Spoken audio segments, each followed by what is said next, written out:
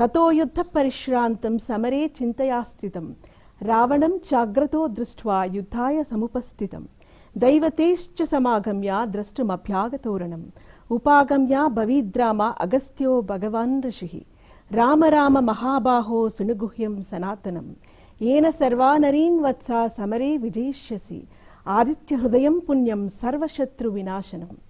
ఈ ఉపదేశం అగస్త్యుడు రామచంద్రుడికి త్రేతాయుగంలో చేశాడు. అంటే రామచంద్రుడు ఒక యువరాజు, ఒక సామాన్య మానవుడి వలె మనందరికీ ఆదర్శప్రాయంగా ఉండడం కోసం సూర్య స్తుతి శత్రు సంహారానికి ముందు చేశాడంటే నారాయణుడు కూడా భూమిపై నరుడుగా జీవించి మనందరికీ ఎలా ఆదర్శవంతమయ్యాడు అని చెప్పడానికి ఇది ఒక ఉదాహరణ. సూర్యుడిని ఆత్మకారకుడని, చంద్రుడిని మనఃకారకుడని పూర్వీకులు ఊరికే అనలేదు. దాని వెనక ఎంత అంతరార్థం ఉందో అందరూ గమనించాలి.